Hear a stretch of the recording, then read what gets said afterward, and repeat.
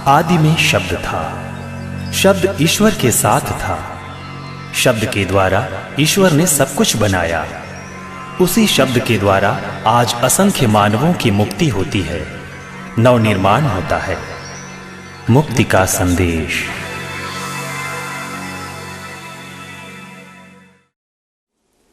कभी कभी लोग विभिन्न मतलबों के लिए प्रार्थना करते हैं और जब ये मतलब पूरा नहीं होते हैं वे निराश हो जाते हैं, उदास होते हैं। मैं आपसे अनुरोध करूंगा कि आप निरंतर प्रार्थना जारी रखेंगे और आप नहीं जानते हैं कि प्रभु आपको किस प्रकार का अनुग्रह प्रदान करेगा। मैं आपको एक छोटा सा उदाहरण दूंगा। हमारे यहाँ पर एक बहन अपने पति के लिए प्रार्थना करने के लिए आया करती थी और उसका पति शराबी था और वो बहन रो रो कर अपने पति के लिए प्रार्थना करती थी। उसके पति ने शराब पीने की आदत नहीं छोड़ी, लेकिन ठीक इसके विपरीत उस बहन को एक दूसरी कृपा प्राप्त हुई। वो कृपा क्या है? उसकी एक बेटी थी जो 7-8 साल की थी और बचपन से बोलती नहीं थी। प्रभु ने उसके मुंह को खोल दिया, उसको वाणी दी और वो बोलने लगी। तो जब हम प्रार्थना करते हैं इस बात का ख्याल नहीं करेंगे कि हमने जो मतलब प्रभु के सामने रखा है वो पूरा हो रहा है या नहीं है। मैं आपसे अनुरोध करूंगा कि आप अधिक से अधिक लोगों के इस कार्यक्रम के बारे में समझाएं और वे इस कार्यक्रम को देखते हुए ईश्वर के अनुग्रह के पात्र बने। मेरे प्रिय मित्रों, आज हम लूकस के सुसमाचार की अध्याय 10 उसके वाक्य 25 से 28 तक के वचनों पर मनन करेंगे। एक बार एक शास्त्री प्रभु यीशु के पास आया और उसने प्रभु से पूछा कि गुरुवर, अनंत जीवन के अधिकारी बनने के लिए मुझे क्या करना होगा? प्रभु यीशु ने कहा, संहिता में क्या लिखा है? और उसने कहा कि संहिता में लिखा है, तुम अपने प्रभु ईश्वर को अपने सारे हृदय से, सारी बुद्धि से, सारी आत्मा से और सारी शक्ति से प्यार करो और अपने पड़ोसी को अपने समान प्यार करो। तुरंत ही प्रभु यीशु ने उससे कहा, तुमने ठीक उत्तर दिया है, ऐसा ही किया करो और तुम्हें अनंत जीवन प्राप्त होगा। तो उस व्यक्ति ने कहा कि संहिता यह बताता है कि तुम अपने प्रभु ईश्वर को अपने सारे हृदय से, सारी बुद्धि से, सारी आत्मा से और सारी शक्ति से प्यार करो और अपने पड़ोसी को अपने समान प्यार करो। हमारे विश्वास, हमारी भक्ति के दो पक्ष। पहला है अपने प्रभु ईश्वर को सारे हृदय से, सारी बुद्धि से, सारी शक्ति से, सारी आत्मा से प्यार करना, और दूसरा पक्ष है अपने पड़ोसी को अपने समान प्यार करना। ये एक ही सिक्के के दो पहलू हैं, इसे अलग नहीं किया जा सकता है। वास्तव में ये मसीही अध्यात्म का आधार है, मसीही नैतिकता का आधार है, ईश्वर से प्रेम और पड़ोसी से प्रेम। ये दोनों अलग नहीं किया जा सकता है। हम में से कई विश्वासी क्रूस पहनते हैं या क्रूस का चिन्ह बनाते हैं। क्रूस कैसे बनाया जाता है? 2 लकड़ियों से। एक लकड़ी आप देख रहे हैं ऊपर से नीचे की ओर और एक लकड़ी बाएं से दाएं की ओर। इन 2 लकड़ियों से क्रूस बनाया जाता है। बहुत सुंदर प्रतीक है। ये मेल मिलाप का प्रतीक है। ईश्वर से मेल मिलाप, एक दूसरे से मेल मिलाप, ईश्वर से प्रेम और एक दूसरे से प्रेम। हम कोलोसियों के पत्र के अध्याय 1 वाक्य 20 में पढ़ते हैं, संत पौलुस कहते हैं, ईश्वर ने प्रभु यीशु मसीह के बलिदान के द्वारा संसार में शांति की स्थापना की। प्रभु यीशु के बलिदान के द्वारा प्रभु यीशु ने मनुष्य और ईश्वर के बीच में जो दूरी थी उसे दूर किया। मनुष्य और मनुष्य के बीच में जो दूरी थी उसे दूर किया। यानी प्रभु का पवित्र क्रूस और उनका बलिदान मेल मिलाप का बलिदान है, मेल मिलाप का क्रूस है। ईश्वर से प्रेम और पड़ोसी से प्रेम, ये हमारे अध्यात्म के अभिन्न पहलू हैं। और जहां भी इसमें असंतुलन आ जाता है वहां पर गड़बड़ियां आती हैं, चाहे वे व्यक्तिगत जीवन में हो या समाज में हो या परिवार में। जहां किसी भी पक्ष को भूला जाता है, किसी भी पक्ष का नजरअंदाज किया जाता है, वहां पर असंतुलन आ जाता है। मुझे लगता है कि आज हम एक असंतुलित आध्यात्मिकता के, एक असंतुलित धार्मिकता के शिकार हैं। आज के अध्यात्म में मुझे असंतुलन दिखाई दे रहा है। हमें देखने को मिलता है कि लोग आज अपने परिवार के लोगों को प्यार करते हैं, बच्चों को प्यार करते हैं, रिश्तेदारों को प्यार करते हैं, बच्चों के बारे में सोचते हैं, माँ बाप के बारे में सोचते हैं, रिश्तेदारों के बारे में सोचते हैं। उनके लिए उनके पास समय है, उनके लिए उनके पास धन है, संसाधन है, उनके लिए उनके पास ऊर्जा है, शक्ति है, उनके लिए कुछ भी करने को वे तैयार हो जाते हैं, लेकिन ईश्वर के लिए उनके पास समय नहीं है। ये एक असंतुलित जीवन है। हम मनुष्यों के लिए समय देते हैं, मनुष्यों के लिए हमारे पास समय है, धन है, ऊर्जा है, शक्ति है, लेकिन ईश्वर के लिए हमारे पास समय नहीं है। यिर्मयाह नबी के ग्रंथ के अध्याय 17 उसके वाक्य 5 और 6 में हम पढ़ते हैं, प्रभु कहते हैं, धिक्कार उस मनुष्य को जो ईश्वर से मुंह मोड़ लेता है और मनुष्य पर भरोसा रखता है। धिक्कार उस मनुष्य को जो ईश्वर से मुंह मोड़ लेता है और मनुष्य पर भरोसा रखता है। आगे प्रभु कहते हैं कि वो मरुभूमि के पौधे के समान है जो कभी अच्छे दिन नहीं देखता। अंग्रेजी में इसका अनुवाद है cursed is the one, यानी धिक्कार नहीं है, उससे बढ़कर वो मनुष्य श्रापित है जो ईश्वर से मुंह मोड़ लेता है और मनुष्य पर भरोसा रखता है। इस दुनिया में बहुत सारे लोग ईश्वर से मुंह मोड़कर मनुष्यों पर भरोसा रखते हैं। कुछ दिन पहले हमारे यहां एक बहन ने अपना साक्ष्य दिया, बहुत सुंदर साक्ष्य। वे एक विश्वासी थी, मसीही थी, लेकिन उन्होंने अपने विश्वास को त्याग दिया।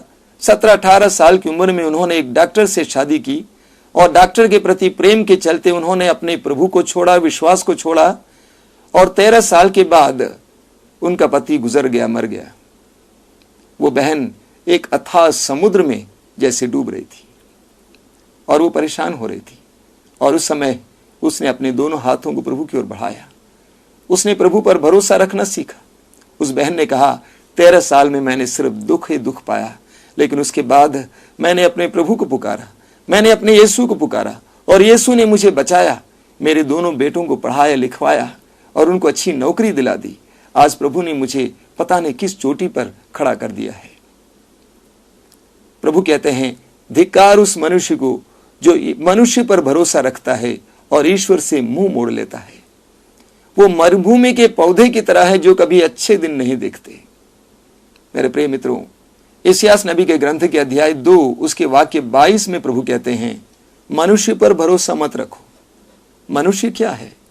नाक का श्वास मात्र है। Man is only a breath. कई लोग इस दुनिया में मनुष्यों पर भरोसा रखते हैं, उनका सारा भरोसा मनुष्यों पर है। प्रभु कहते हैं, मनुष्य क्या है? नाक का श्वास मात्र है। और जो लोग इस तरह मनुष्यों पर भरोसा रखते हैं वे धोखा खा जाते हैं। तो प्रभु कहते हैं, धिक्कार उस मनुष्य को जो ईश्वर से मुंह मोड़ लेता है और मनुष्यों पर भरोसा रखता है। लेकिन ठीक इसके विपरीत वाक्य 7 और 8 में, यिर्मयाह अध्याय 17 वाक्य 7 और 8 में प्रभु कहते हैं, जो व्यक्ति ईश्वर पर भरोसा रखता है वह जलस्रोत के किनारे रोपे गए वृक्ष के समान है, जिसके पत्ते कभी मुरझाते नहीं हैं और जो समय पर फल देता है। मत्ती के सुसमाचार के अध्याय 10 उसके वाक्य 37 में प्रभु यीशु कहते हैं, जो अपने माँ बाप को मुझसे ज्यादा प्यार करता है वो मेरे योग्य नहीं है।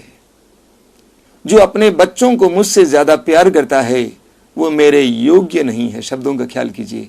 प्रभु कहते हैं, जो अपने माँ बाप को मुझसे ज्यादा प्यार करता है वो मेरे योग्य नहीं है, मेरे लायक नहीं है। जो अपने बच्चों को मुझसे ज्यादा प्यार करता है वो मेरे लायक नहीं है, योग्य नहीं है।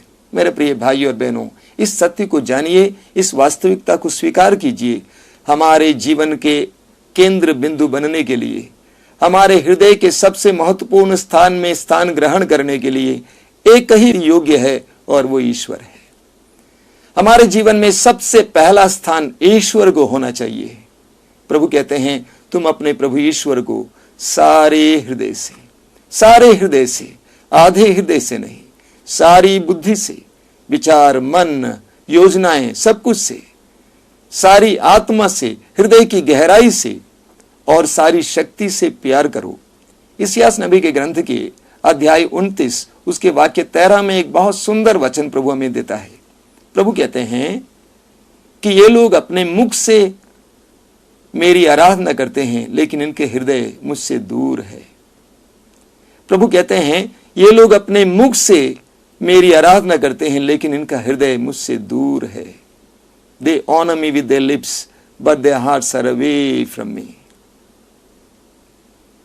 हमारे अध्यात्म का पहला बिंदु यह है कि हम अपने प्रभु ईश्वर को सारे हृदय से, सारी बुद्धि से, सारी आत्मा से और सारी शक्ति से प्यार करें। दूसरा बिंदु है अपने पड़ोसी को अपने समान प्यार करें। मुझे यह भी देखने को मिलता है इस दुनिया में बहुत सारे लोग हैं जो आध्यात्मिक हैं, धार्मिक हैं, क्रियाकर्म करते हैं, पूजा करते हैं, ईश्वर पर भरोसा रखते हैं, पूजा पाठ करते हैं, दुआ प्रार्थना करते हैं, मंदिरों में, गिरजाघरों में, मस्जिदों में जाया करते हैं, दान पुण्य किया करते हैं, त्याग तपस्या किया करते हैं, लेकिन उनके दिल में मनुष्यों के लिए तनिक भी जगह नहीं है। विडंबना है, विरोधाभास है। लेकिन आज ये देखने को मिलता है हर धर्म में लोग ईश्वर से प्रेम करते हैं, ईश्वर की पूजा करते हैं, आराधना करते हैं, ईश्वर के लिए कुछ भी करने को तैयार हो जाते हैं, स्वयं मरने के लिए तैयार हो जाते हैं, दूसरों को मारने के लिए तैयार हो जाते हैं, लेकिन दूसरों में ईश्वर का सानिध्य अनुभव नहीं कर पाते हैं। मैं इस बात को समझ नहीं पाता हूं, आखिर ईश्वर की पूजा करने वाले, प्रार्थना करने वाले मनुष्यों में ईश्वर का सानिध्य क्यों अनुभव नहीं कर पाते हैं। उत्पत्ति ग्रंथ में हम पढ़ते हैं कि ईश्वर ने मनुष्य को अपना प्रतिरूप बनाया है और हर विश्वासी, हर धर्म का विश्वासी मानता है कि हर मनुष्य के अंदर ईश्वर का अंश है। तो मनुष्यों में ईश्वर को क्यों नहीं देख पाते हैं। हमारे आश्रम में, प्रार्थना सभाओं में काफी संख्या में लोग आते हैं और विभिन्न धर्म के लोग आते हैं, विभिन्न जात वर्ग के लोग आते हैं। यहां पर यह पूछा नहीं जाता है कि आप किस बिरादरी के हैं, किस धर्म के हैं। कुछ वर्ष पहले की बात है कि एक बार कुछ बातें चल रही थी और एक संवाददाता मुझे बार बार परेशान कर रहा था यह कहकर कि आपके यहां पर बड़ी संख्या में हिंदू आते हैं। मैंने कहा नहीं तो। वो बार बार बोलते गए तो मैंने कहा देखिए, मुझे तो कोई हिंदू नजर नहीं आता है, मुझे तो सभी इंसान ही दिख रहे हैं। मैंने कहा कि आपकी दृष्टि खराब है। अक्सर हमारी दृष्टि खराब है। हमें हिंदू दिखाई देता है, मुसलमान दिखाई देता है, ईसाई दिखाई देता है, इंसान दिखता नहीं है। कहा जाता है कि एक बार विनोबा भावे जी जो भूमि आवंटन के आंदोलन को चला रहे थे, गांव गांव जा रहे थे और उनके साथ एक संवाददाता भी चल रही थी। सैकड़ों लोगों से भी मिले, बातचीत किए, सुबह से लेकर शाम तक गांव से, एक गांव से दूसरा गांव, दूसरे से तीसरा गांव, इस तरह पैदल चलते रहे। शाम को जब वे लोग एक साथ बैठे तो उस संवाददाता ने उनसे पूछा कि आप इतने लोगों से मिले, कम से कम 2000 लोगों से मिले, बातचीत किए, कि आपको थकान नहीं महसूस होती है। कहा जाता है उन्होंने जवाब में कहा, मैं कैसे थकान महसूस करूंगा जब मैं 2000 बार ईश्वर से मिला हूं। यानी उन्होंने कहा कि हर व्यक्ति से जब मैं मिल रहा था, मैं ईश्वर से ही मिल रहा था। कितनी सुंदर सोच है। हम संत योहन के पहले पत्र के अध्याय 4 वाक्य 20 में पढ़ते हैं। संत योहन कहते हैं, यदि कोई कहता है कि मैं ईश्वर से प्यार करता हूं और अपने भाई से बैर करता है तो वो झूठा है। क्योंकि यदि वो अपने भाई को जिसे वो देखता है प्यार नहीं करता है, तो वो ईश्वर को जिसे वो कभी नहीं देखा है कैसे प्यार कर सकता है। यह संभव है। बहुत सुंदर वचन है, हम सब के लिए आज मनन चिंतन के लिए आवश्यक वचन है। योहन कहते हैं, यदि कोई कहता है मैं ईश्वर से प्यार करता हूं और अपने भाई से बैर करता है, बहन से बैर करता है, तो वो झूठा है। क्योंकि यदि वो अपने भाई को जिसे वो देखता है प्यार नहीं कर सकता है, तो ईश्वर को जिसे कभी नहीं देखता है कैसे प्यार कर सकता है। यानी ईश्वर का प्रेम हम अपने भाई के द्वारा ही प्रकट करते हैं। ईश्वर के प्रति हमारा प्रेम हम अपने भाई के द्वारा प्रकट करते हैं। जब हम अपने भाइयों की सेवा करते हैं, उनकी मदद करते हैं, उनको प्रेम करते हैं, हम ईश्वर को ही प्रेम करते हैं। प्रभु यीशु स्वयं कहते हैं मत्ती के सुसमाचार के अध्याय 5 उसके वाक्य 21 और 22 में, तुमने सुना है हत्या मत करो, जो हत्या करता है वो कचहरी में दंड के योग्य होगा, लेकिन मैं तुमसे कहता हूं जो अपने भाई से या बहन से बैर करता है वो कचहरी में दंड के योग्य होगा। वो सशक्त वचन है। प्रभु कहते हैं तुमने सुना है, कहा गया है हत्या मत करो। 10 नियमों में से एक है हत्या मत करो। प्रभु यीशु इस नियम की नई व्याख्या हमें सुनाते हैं, और वो व्याख्या क्या है? जो अपने भाई या बहन से बैर करता है वो कचहरी में दंड के योग्य है। अर्थात प्रभु कहना चाहते हैं कि हत्या और बैर बराबर अपराध है, बराबर अपराध है। फिर एक बार संत यूहन्ना अपने पहले पत्र के अध्याय 3 वाक्य 15 में हमसे कहते हैं, जो अपने भाई से बैर करता है वो हत्यारा है। जो अपने भाई से बैर करता है वो हत्यारा है, और आप जानते हैं कि हत्यारे में अनंत जीवन नहीं होता है।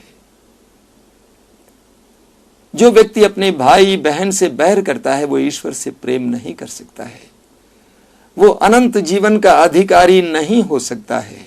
आज हमें देखने को मिलता है कि कई लोग पूजा पाठ करते हैं, प्रार्थनाएं करते हैं, दुआएं करते हैं, दान पुण्य करते हैं, लेकिन वे अपने भाई से बैर करते हैं, भाई को धोखा देते हैं, भाई से चोरी करते हैं, भाई को ठगते हैं, घूस लेते हैं। मेरे प्रिय मित्रों, ये दोनों एक साथ नहीं जा सकते।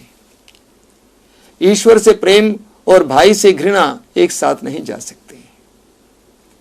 पवित्र वचन में एक बहुत सुंदर वचन हमें पढ़ने को मिलता है। इस्यास नबी अध्याय 1 वाक्य 15 में प्रभु कहते हैं, जब तुम प्रार्थना में अपने हाथों को फैलाओगे मैं तुमसे मुंह फेर लूंगा, और जब तुम लंबी लंबी प्रार्थनाएं करोगे मैं अपने कान बंद कर दूंगा, क्योंकि तुम्हारे हाथ रक्त से रंगे हुए हैं।